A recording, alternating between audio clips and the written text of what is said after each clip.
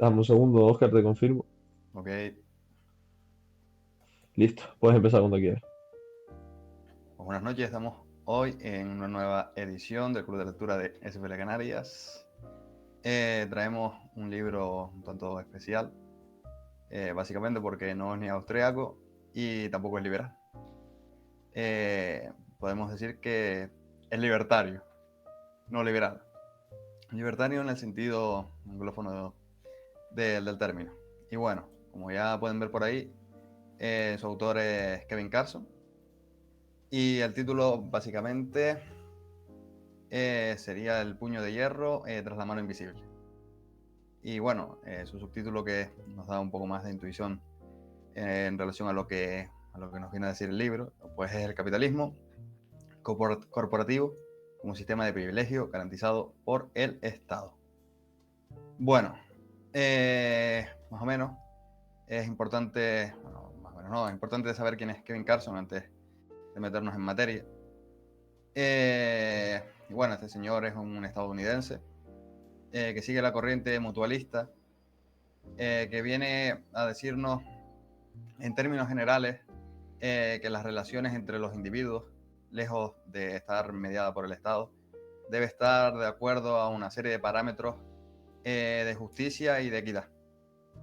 Bueno, las críticas al mutualismo creo que las podremos traer en el momento posterior, en el momento de debate. Y me gustaría, antes de pasar a esa cuestión, pues ver un poco el contenido del libro, que por ahí hay bastante crítica, por lo menos desde mi punto de vista. Y bueno, el libro la verdad no es muy largo, tiene alrededor de unas 35 páginas, quitando lo que sería la bibliografía y algunas que otras recomendaciones. Cabe decir que este es el primer libro del autor y que vamos a comentar una edición en español. Bueno, justamente la que tenemos por aquí. Bien, bueno, más allá de la intro, tenemos una serie de lo que serían principios que viene a él a mostrarnos.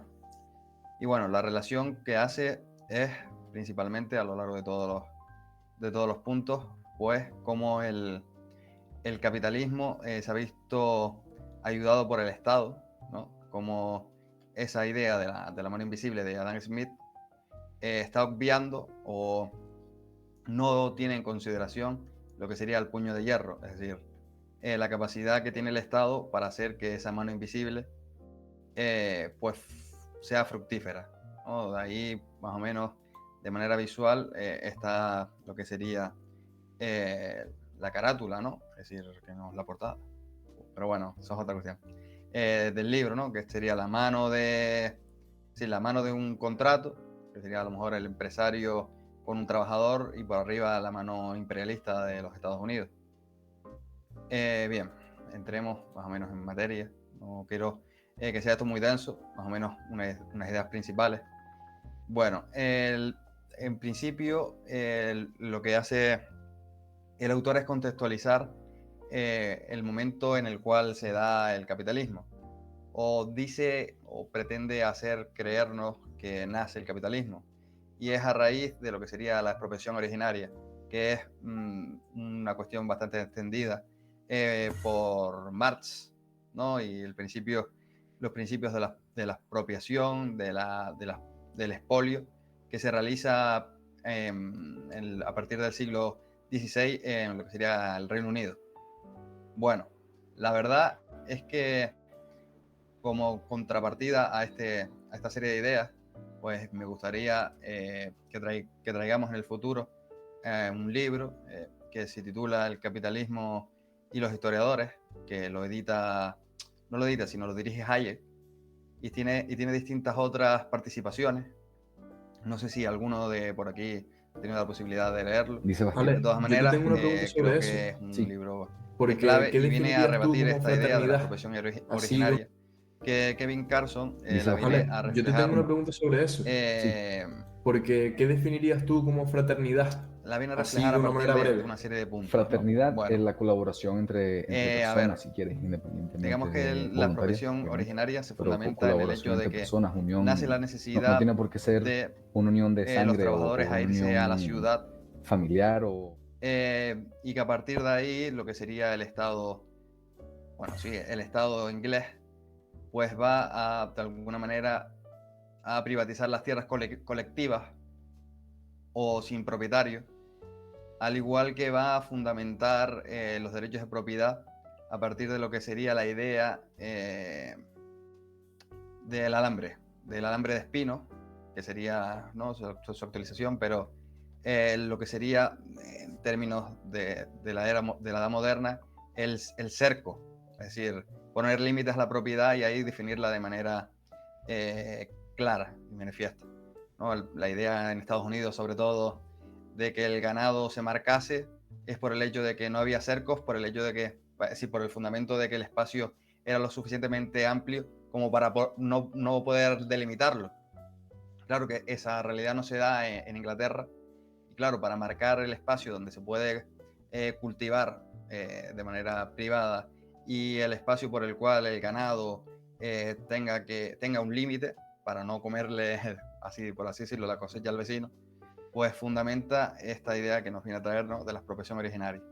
Y bueno, los trabajadores se ven de alguna manera obligados a ir a la ciudad porque hay una mayor rentabilidad y se queda el campo vacío, lo cual va a ser una pulsión de vuelta, ¿no? Al haber más rentabilidad posteriormente en el campo. Pero como ya el Estado ha definido los derechos de propiedad, pues se quedan expropiados, ¿no? Sería la expropiación de los campesinos. Bueno, en términos generales no hay propiedad, ¿no?, porque no está fundamentada, ¿no? Es decir, la tierra, la propiedad se ejerce mediante la potestad o la lucha o la defensa de esta.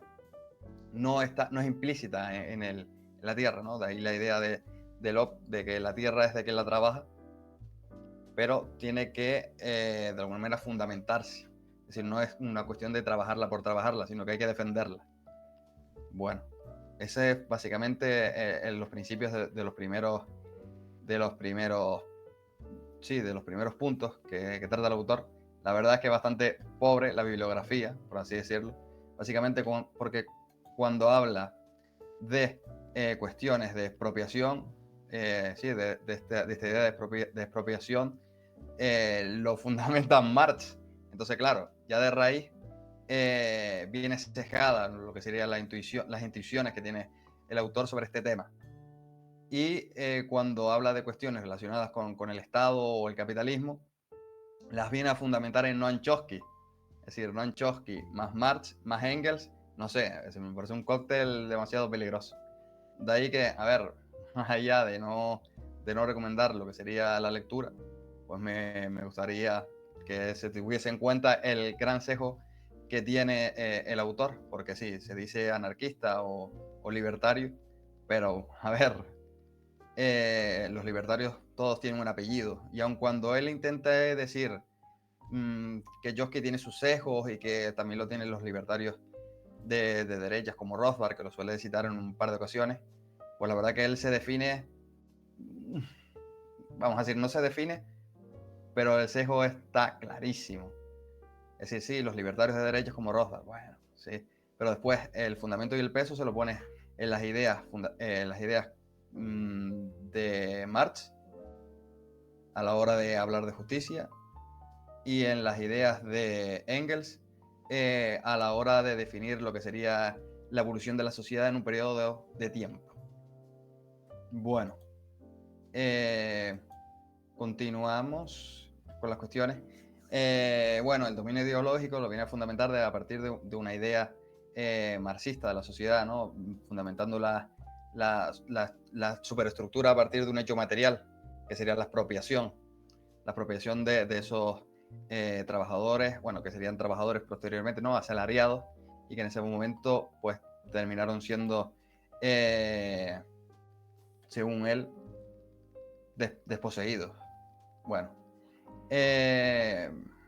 vale, lo que sería, sí, el monopolio del dinero y el monopolio de las patentes. Aquí va a tomar una postura más de libertario de derecha, sobre todo cita en el segundo punto a Rothbard, y se pone en su lugar y viene a decirnos como el Estado ha hecho o ha brindado la capacidad a las empresas privadas para desarrollarse a partir de crear un monopolio, sobre todo en el sentido de las patentes o en el hecho de contribuir en ellas con subvenciones, o en el mismo caso del tren, de las redes de alumbrado y demás por el estilo, que no son en última instancia el fin último de la empresa, es decir, sí, no es el artículo ni es el servicio que prestan, sino que son una parte sustancial o consustancial en el desarrollo de sus proyectos. Y bueno, de alguna manera ahí habría una intervención clara por la cual, según él, sin esta intervención no sería posible el capitalismo. Esto creo que lo podremos discutir después, básicamente porque el capitalismo, más allá de ser un ente abstracto, que no lo es decir, no es un ente abstracto, bueno, es un ente abstracto, pero no tiene existencia real. Claro, él define el Estado como ese ente, más allá de las cuestiones, pero no define el capitalismo por igual. Y esto creo que es una cuestión bastante extendida por autores de izquierdas, y es que le dan al capitalismo o al mercado una existencia, ¿no? Como si fuera una locomotora que va llevándose por delante las voluntades de los trabajadores. Pero bueno. Y bueno, la cuestión de las patentes me parece manifiesta, básicamente porque suele haber una larga discusión, sobre todo entre liberales y gente que no es liberal o no es libertaria, por el hecho de señalar la cuestión de los derechos de propiedad sobre cuestiones que no tienen existencia real, ¿no? Que serían las patentes, es decir, cómo fundamentas las patentes cuando son ideas o son maneras de efectuar una cuestión, ¿no? Cualquier persona se le puede ocurrir cómo desarrollar una empresa, ¿no? Y nadie puede tener el monopolio sobre esa idea o sobre esa empresa, porque las ideas no son de nadie, vamos a decirlo así. Claro, tú puedes fundamentar el derecho sobre la tierra, como decíamos antes, con su trabajo o a partir del fundamento del reconocimiento mutuo. Lo que no puedes hacer es fundamentar esa idea, lo que no puedes fundamentar es el reconocimiento mutuo de una idea, porque la idea puede nacer de manera independiente. Y bueno, por último, por ahí nombra el keynesianismo militar y la represión política como elementos por los cuales el Estado ha, poco a poco o de manera abrupta en algunos casos, intervenido en la vida particular de las personas. En el caso del keynesianismo militar, se ha metido de manera clara, ¿no? Es lo que sería la industria de la guerra, la industria armamentística, y del lado de lo que sería sí, del lado de lo que sería la represión policial, pues ha ido poco a poco fundamentando una serie de ideas, como sería a lo mejor la guerra contra las drogas o la guerra contra sí, es decir, la guerra contra las bandas, las guerras contra los radicales religiosos y demás. Y por ahí que ha ido instrumentalizando una serie de fuerzas y cuerpos del Estado, de seguridad del Estado, con más poder o rigor del que fuese necesario para de alguna manera subordinar o rendir según qué voluntades a merced de los intereses de los políticos. Bueno, recalcar también el hecho de lo que sería el keynesianismo militar, por el hecho de que de manera habitual muchas personas de izquierdas pues señalan a la industria militar como una industria propiamente capitalista, es decir, o de libre mercado, y no, en última instancia es algo que se va retroalimentando, ¿no? El Estado le da capacidad a las empresas militares, las empresas le dan capacidad a los estados, y así las dos se van lucrando en relación a la capacidad que tiene el Estado de hurtar, robar más recursos a lo que serían los ciudadanos o las empresas per se que no sean militares. Bueno, creo que eso es un resumen bastante extendido hay puntos clave que a lo mejor se me escapan, pero creo que las podemos nombrar en el debate. Y bueno, quería escucharlos más o menos ustedes. Ha ¿Qué sido les ha una parecido el libro? ha sido una posición excelente, Oscar. Disculpa, vale. Ha sido una posición excelente, Oscar. Nada, hablar también un tema que me parece muy interesante, que es el que él lleva a cabo, y es que no creo que Carson termine de entender o termine de dibujar del todo la figura del libre mercado. Me explico, porque adjudica temas de licencias, de las leyes de propiedad intelectual y demás, al mercado, al capitalismo, cuando justamente sería el contrario. ¿Me explico? Justamente la relación que tiene el Estado y algunas empresas, nunca serían todas. Entonces, creo que esto es solo culpa del Estado. Es decir, la empresa busca en todos los ámbitos y siempre buscará maximizar los beneficios como todos lo hacemos en todos los ámbitos. Entendamos que nosotros nunca en nuestra vida cotidiana tratamos de hacer las cosas o deberíamos de hacer las cosas para tratar de conseguir el mayor beneficio posible con los menores costes, ¿no? Podemos entenderlo en muchísimas materias. La empresa va a seguir siempre funcionando así. Ahora bien, la culpa estaría por parte del Estado, que es la que permite esto y confabula o ayuda a ciertas empresas de una forma arbitraria, eligiéndolas él mismo, ¿no? Entonces, me parece que es una pequeña confusión y que no sé si puede ser culposa, es decir, que haya sido incluso malentendida a propósito, pues parece una crítica a todo el libre mercado. No sé cómo lo ven ustedes. Vamos por orden, porfa. Alejandro. Bueno, Alejandro sí va en respuesta con Adai, si no, pues a lo mejor podría intervenir otra persona. No, yo era para lanzar una pregunta, así que no sé si Pues, Gustavo va a bueno, hablar del Gustavo. tema que se están hablando. Sí, justo ese punto, creo que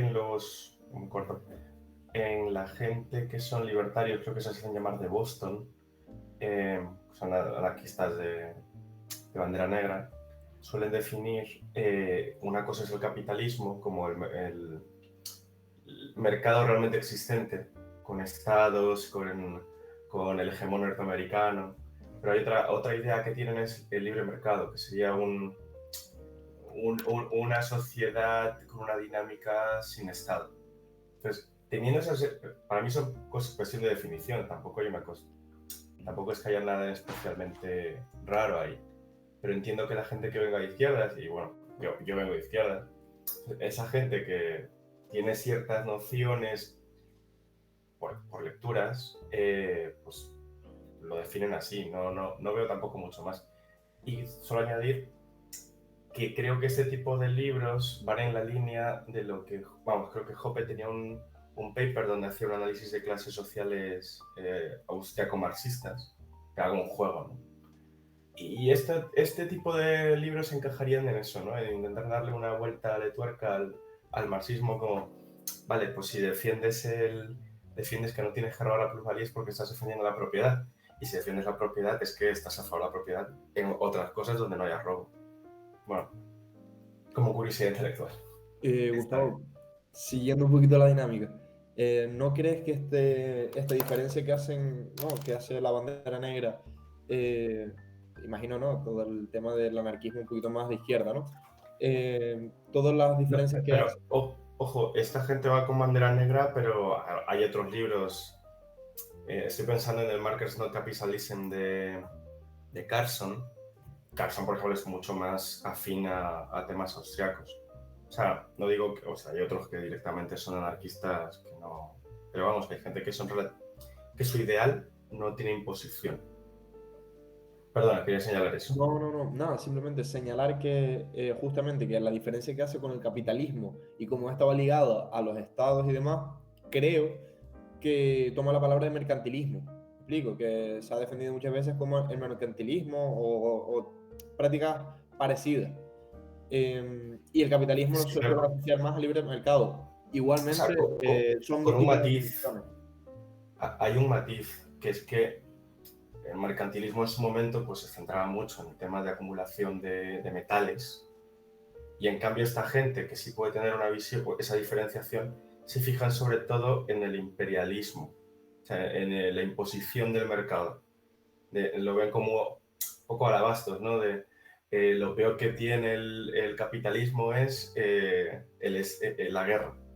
O sea, para ellos el motor del capitalismo es la guerra. Y por eso se fija mucho en ello. ¿Vale? Em, a ver, siguen cuestiones relacionadas con el institucionalismo o el neoinstitucionalismo, ¿no? Si no puede fundamentar una idea o un sistema a partir de las libres interacciones, ¿no? Que sería el libre mercado, lo tienes que enmarcar, ¿no? Lo tienes que poner en relación a unas instituciones que sería lo que el capitalismo.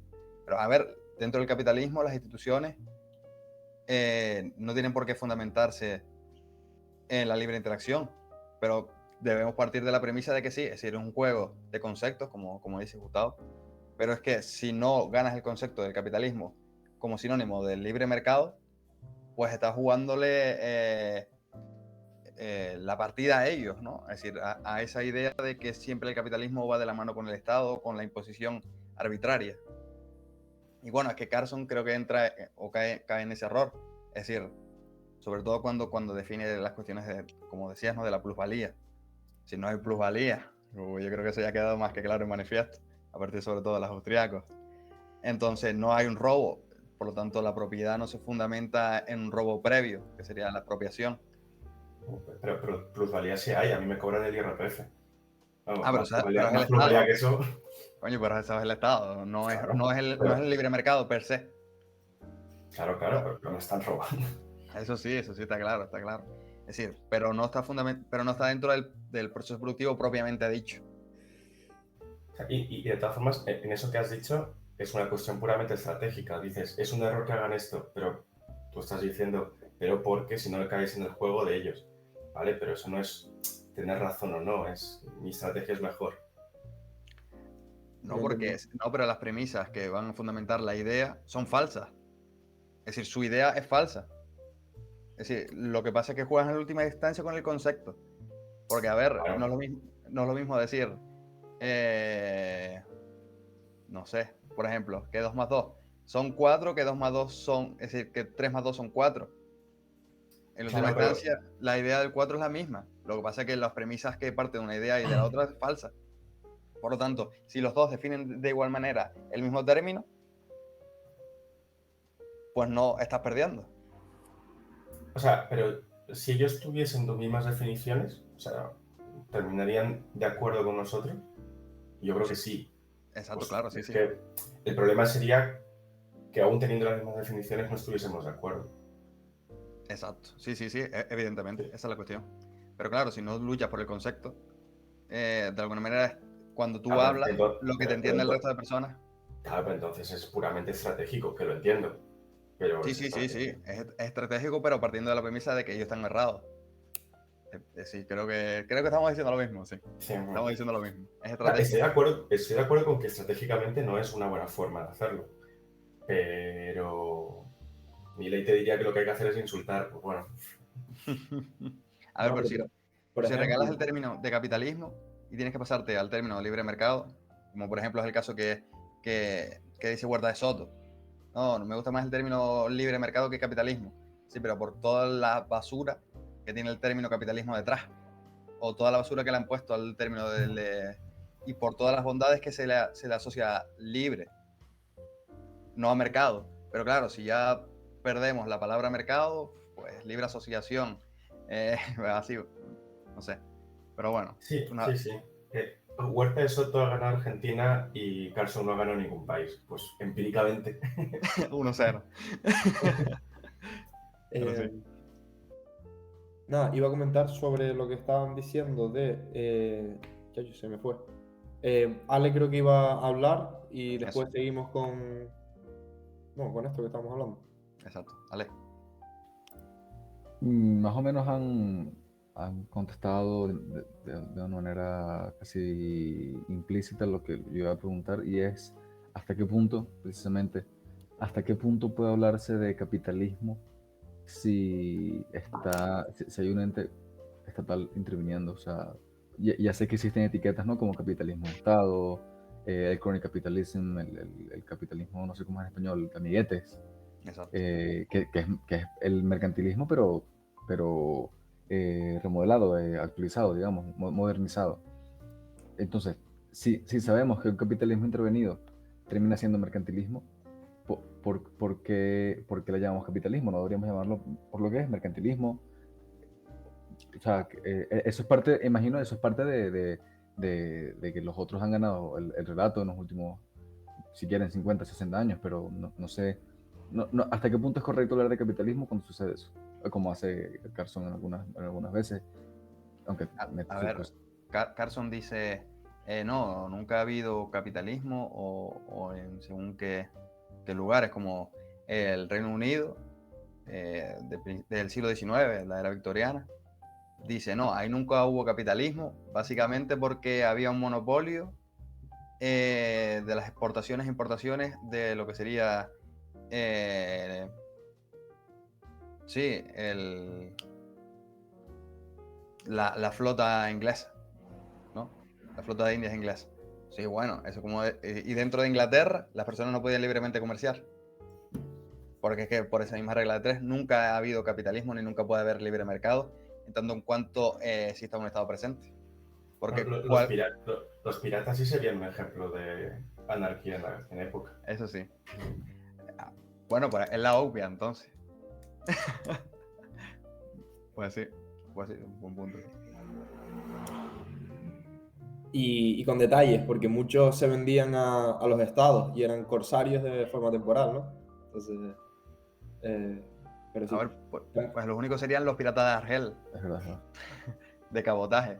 Bueno, aunque si no definimos a Argel como un estado y lo definimos como Pero un... de hecho, que los piratas se vendan como mercenarios, no sé si es un argumento en contra de la anarquía, porque surgirían espontáneamente estados. Puede ser, yo opino que sí, sinceramente. Pues... Sí, a ver. Hijo. Nada, si quieres avanzamos en temas, Oscar, y aunque un poco salteado, lo voy a mencionar porque me parece muy interesante el tema de la banca mutualista, ¿no? Que se menciona, y, y me parece que es un error grande el cómo lo enfoca. Es decir, la escuela austríaca también critica la banca, ¿no? La banca tal y como la conocemos. Sin embargo, creo que las incidencias donde lo que trata de explicar la idea no me parece correcta, cómo lo enfoca. No sé si alguien, ¿sabes? Empezamos a debatir, ahora explico un poco mejor mi opinión, y se Sí, explican cada también se uno. mete con el crédito y a ver, una vez visto la opinión que tiene sobre el crédito, pues ya podremos considerar que el libro es una mierda, ¿no? Porque lo que dice, ¿no? Que el crédito no es lícito y que es un robo y demás. A ver, pues que con que sepas un poquito lo que sería economía, pues ya te das cuenta de que el crédito es necesario. Efectivamente. Yo creo que o sea, bueno, no sé si es que lo ignora o lo quiere ignorar, ¿sabes? Porque nunca pienso bien de ningún tipo de autor, y es la ley de preferencia temporal. Es decir, bajo esta ley se rige la economía. Todo lo demás no importa. Si el dinero que tuviésemos ahora, o los bienes que tuviésemos ahora, los servicios que ofreciésemos ahora, quisiésemos decidir cuándo gastarlos, cuándo consumirlos, lo haríamos ahora. No invertiríamos. Entonces, la ley de preferencia temporal prima y manda sobre todo. Entonces, el crédito es solo consecuencia de ello, no es otra cosa. No sé si alguno sobre este tema. Igual estaba pensando en gente de nariz larga, no sé. ¿En qué? Que igual está pensando contra cierto tipo de gente que da mucho crédito. Que son usureros. Usureros. Ay, Pero, a ver, en última instancia, obviando eso, la parte económica de lo que sería el libro queda fuera de juego. Y si ya estás obviando una parte consustancial, que sería lo económico, y solo te centras por validez, por así decirlo, ¿no? Por algo válido y de peso, en las cuestiones que son puramente políticas en el sentido internacional, porque las políticas intramuros tampoco creo que tenga mucho sentido. Básicamente porque, por el ejemplo de Internet, ¿no? Y siempre se cae la paradoja de decir, no, Internet fue fruto de la intervención del Estado. Bien, si la intervención del Estado se podría haber dado la posibilidad de que existiese Internet, nunca lo sabremos. Por lo tanto, estamos cayendo en la paradoja de pensar de que porque Internet haya nacido gracias a las necesidades que tenía el Estado en un estado, en un estado de guerra, valga la redundancia, pues se dio Internet. Pero es que es una paradoja, es decir, nunca vamos a concluir por qué se dio Internet o por qué se dio el alumbrado o por qué se dio los trenes o las conexiones dentro de lo que sería el Estado. Aparte, que dice en un punto, y me pareció bastante correcto o acertado, que las líneas de trenes o la movilidad, de lo que serían las carreteras y demás, que nacen por parte de la intervención del Estado son las más ineficientes y que provocan colapso.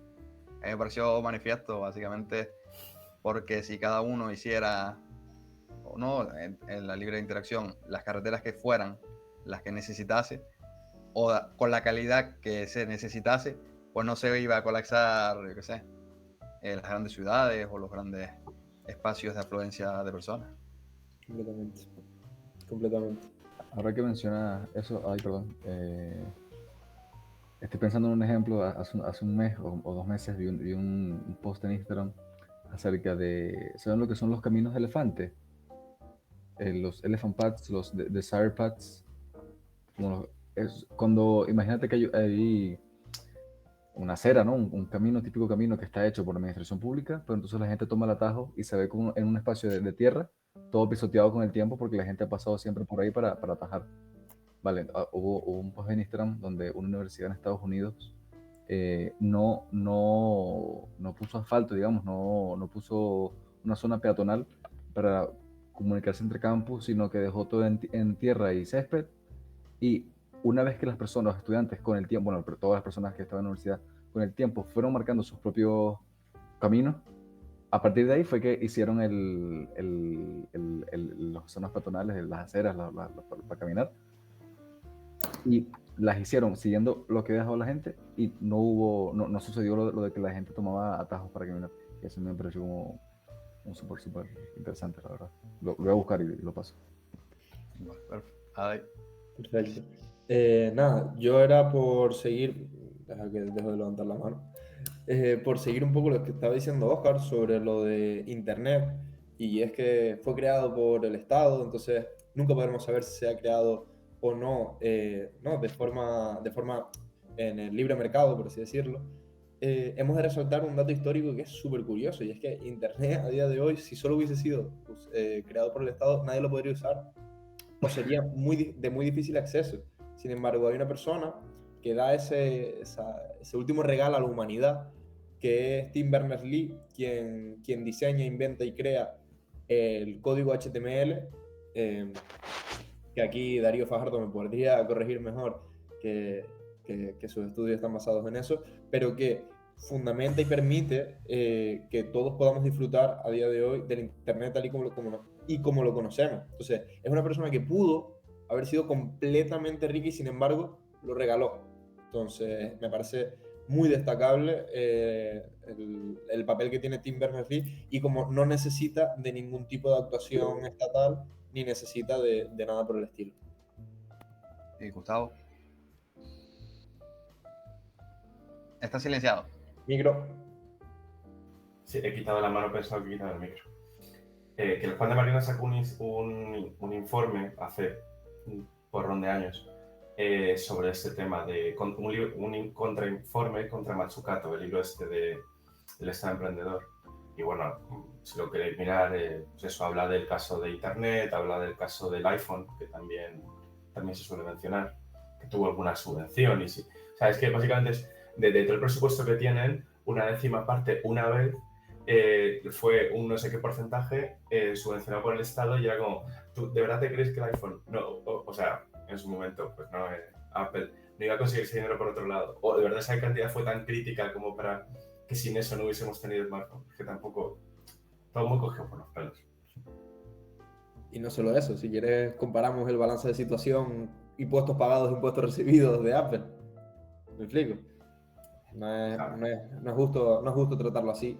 No es Sí, justo... y que luego tienes la otra cara, es decir, solamente el Estado solo podría haber llegado a estos niveles de desarrollo de Internet o de smartphones o lo que sea, vaya, que hubo la necesidad de que hubiera gente en el privado desarrollándolo y comercializándolo y mejorándolo. Bueno, yo creo que lo comentó hace poco Jesús Huerta de Soto, lo de que por qué la URSS se ha mantenido tanto tiempo, ¿sabes? Porque miraba un poco de reojo los precios, los sistemas de precios, ¿no? Del mundo capitalista y es así. Es decir, la URSS copió en gran medida casi todos los inventos estadounidenses y por eso pudo mantenerse. Entonces, el Estado solo se mantiene gracias a la innovación privada y siempre será así, tal y como lo veo. Sí, la competencia y la destrucción creativa. Efectivamente. Los dos Efectivamente. fundamentales. Rayo tiene una tabla de patentes que en no sé qué intervalo de tiempo contra las patentes de la URSS, o sea, eran como 70 o 271. Una patente en un tipo de hacer aceras. Sí, los incentivos, que sería otro de los pilares de lo que sería el teorema de imposibilidad del capitalismo. El capitalismo. Del socialismo, perdón. Sí. Bueno, del capitalismo según este señor, que también sabe que si nos ponemos, pues la URSS también era capitalista. Vamos. No, y fue de coña, o sea, ciertos marxistas dicen que Stalin fue capitalismo de Estado. Exacto. Y bueno, en relación al iPhone, al punto que dabas, pues bueno, he tenido según que discusiones con profesores o en general gente así de izquierdas y me dice que el iPhone no hubiera sido posible sin el Estado por el hecho del GPS, por ejemplo, ¿no?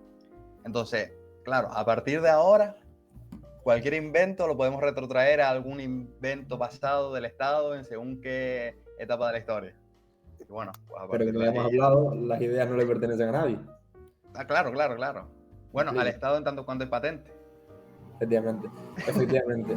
Y el tema de las patentes, no sé si estamos todos de acuerdo aquí.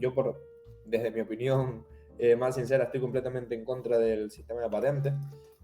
Sin embargo, hay varios liberales que defienden o que apoyan un poco, aunque sean en plazos más reducidos de tiempo y demás, estas leyes de monopolio, como primeramente se proponen. No sé qué opinan o qué ideas tienen acerca. O sea, además de los trabajos, creo que vosotros si acaso habéis leído el de Kinsella, supongo, ¿no? El Against Intellectual Property, creo que se llama así.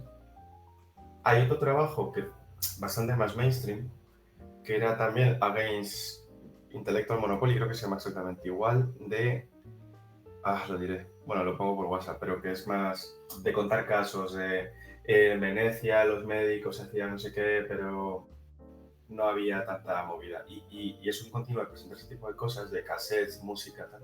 Y es mucho más empírico, pero bueno, es como un buen complemento.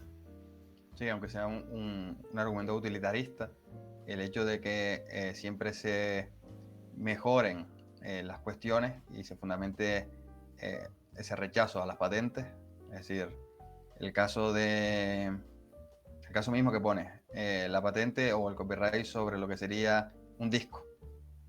Se supera tecnológicamente el disco por el Spotify o las páginas de internet que ponen música. Y eso hace que el mercado o la capacidad misma de lo que sería el producto llegue a más personas. Sabes que en última instancia estás rompiendo contra una idea, contra una forma de actuar del mercado y estás haciendo que progrese, ¿no? Que si hubiera una patente rígida o un derecho de propiedad sobre lo que sería la música, ¿no? En ese caso, pues no habría avance. ¿Sabes? Está en la laxitud de brindar la posibilidad a otras personas de buscar otra alternativa, el progreso. Pero que hay formas de proteger tu idea también, que es no contarla, hacer que sea, yo qué sé, la gente que hace software lo ve, ¿no? Yo qué sé, código cerrado, que está lo ponen en binario para que no se pueda. Contratos de confidencialidad. Con la gente, sí. Bueno, pero que te lo podrían sacar eventualmente. Pero sí, existen formas de cubrir. Y aún así, se ve que hay gente que desarrolla software y lo comparte de manera gratuita. tienen otros incentivos. O sea, no simplemente es calidad, es reconocimiento, etcétera. O hay formas de monetización que no son directamente cobrar al usuario. Yo que se organizan conferencias, se organizan tal, y algunos tienen donaciones. En fin. Completamente. Sí, de hecho creo que la Unión Europea iba a abrir una investigación sobre lo que sería Apple, por el hecho de que sus dispositivos tienen, tienen la única capacidad de desarrollar el sistema operativo de iOS, y no así el resto de sistemas operativos. Pero bueno, no sé en última instancia en qué habrá quedado eso. Las leyes Bueno, igual. contra el monopolio van a crear más Yo tengo una monopolismo. opinión controvertida y es que la Unión Europea, que si no recuerdo mal, hizo aquello de que todos tenían que tener USB-C Eso. a todas las entradas. Y yo la verdad es que en su momento tenía como 4 o 5, imagino como todo el mundo, ¿no? Tipos de cargadores que históricamente vas acumulando. Temas que ahora vas a acumularlos, pero van a funcionar. Sé que hay réplicas a eso, bueno, que ya no va a haber más innovación porque está regulado. Pero bueno, oye, tiene un punto. Es cómodo a corto plazo. Igual no estoy viendo lo que a largo plazo podría haber sido, pero bueno. Sí, a ver, pero lo que hizo iPhone fue que puso el pequeño de él al enchufe, que te va a cargar mejor siempre, ¿no? Es decir, el enchufe es el pequeño antiguo y el otro lado es el móvil. De alguna manera, no, superó la imaginación que tuvieron los reguladores de la Unión Europea. Pero bueno, ya le darán coto en otro momento. Sí, completamente, completamente. No, pero aunque es verdad que puede parecer una comodidad y a efecto práctico lo es porque solo ves uno, estamos viendo el corto plazo. O sea, no sabemos qué hubiese pasado, si hubiese habido alguna mejora técnica, si se hubiese unificado. Muy, muy complicado saberlo. Yo creo que al final, bueno, alguna vez lo he mencionado, el Estado tiene una ventaja muy grande que es el cortoplacismo. Bueno, y te puede dar muchos beneficios a corto plazo. Y por eso es tan bueno en las guerras. Porque en las guerras me hace falta gente, tengo que matar a este, todos a alistarse, todos a producir, y no hay paro y venga todos a morir. Pero no, Claro, que igual si te están atacando, o sea, si la alternativa es que te maten, igual no es mala idea. sí. Ah, sí, yo pienso que el Estado surgiría justamente en esa defensa. Pero siempre que hagamos un cálculo utilitarista a corto plazo, sacrificamos a largo plazo, ya sea en deudas, ya sea en esquemas productivos que nos estamos cargando, etc. Entonces, Claro, pero te van a responder que a largo plazo todos muertos, entonces. no, hombre, no hablo de la guerra en este caso, hablo lo del iPhone tipo C o lo de los cargadores tipo C, pero sí, evidentemente el Estado va a vivir todo el rato de emergencias, incluso cuando no las tenga. ¿Me explico? No, Sí, no, básicamente lo de los cables lo hacen porque si no se acaba el planeta. Entonces, efectivamente. Sí, es que lo de la botellita, macho, que era, o sea, es que, ¿por qué? ¿Qué sentido tenía? No se puede poner otra cosa. Efectivamente. Y de- así de- con todo. En España ahora va a haber una ley donde permitan a los ayuntamientos prohibir que entren a las ciudades personas que vengan solo en el vehículo. Es decir, tu ayuntamiento va a poder prohibírtelo, lo publicó el Economista anteayer. Y es una salvajada. Es decir, ya no vas a tener libertad. Ojo, no es que ya se haya prohibido, sino que el ayuntamiento tiene carta blanca para prohibir. Es decir, que ya te tienen que decir con cuántas personas ir. ¿Sabes? Empiezan a generarse, porque cada vez que el Estado mete la mano, se generan problemas. Como meto la mano aquí y surgen nuevos problemas. Y si voy a dejar una persona y la dejo, entonces, ¿qué pasa? ¿Me explico? Entonces, yo creo que cada restricción conlleva todavía más restricciones y vamos a crear sociedades, pues, Lo sin mucho siguiente, sentido. lo siguiente va a ser que, además de decirte cuántas personas van a ir, vas a decirte quién tiene que ir contigo en el coche, ¿sabes? Esperemos que no. pues creo que eso es todo por hoy. Llevamos una horita aquí de charla. En otro momento seguiremos con estos temas y traeremos más libros relacionados, no con el surderío de este señor, pero sí en relación con lo que serían las patentes, el libre mercado o el capitalismo, según le plazca a estas personas de la izquierda internacionalista o anarquista. Y bueno, decir que el próximo libro pues será Camino de Servidumbre, que es un clásico, y un libro que según considero es clave.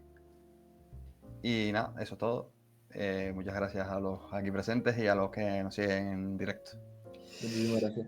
Chao. Bueno, comentar también que la próxima reunión en principio va a ser de los 3 primeros capítulos, habíamos hablado.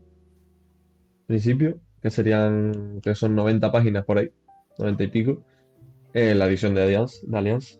Pero es, Con los prefacios.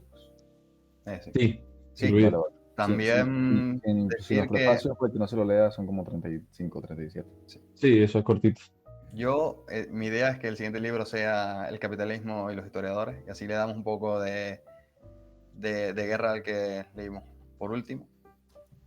Y me parece clave porque entra cuestiones de historia, que por ahí hay muchos mitos en relación a lo que sería este tema, ¿no? De la expropiación originaria y muchas normativas absurdas que se nombran por ahí, del tema de las ventanas, ¿no? De los impuestos a las ventanas en Inglaterra, en Inglaterra y bueno, lo que sería el Reino Unido y demás. Y eso, lo dejamos aquí. Gracias nuevamente y ya. Bueno. Adiós, señores. Buenas noches. Gracias a todos.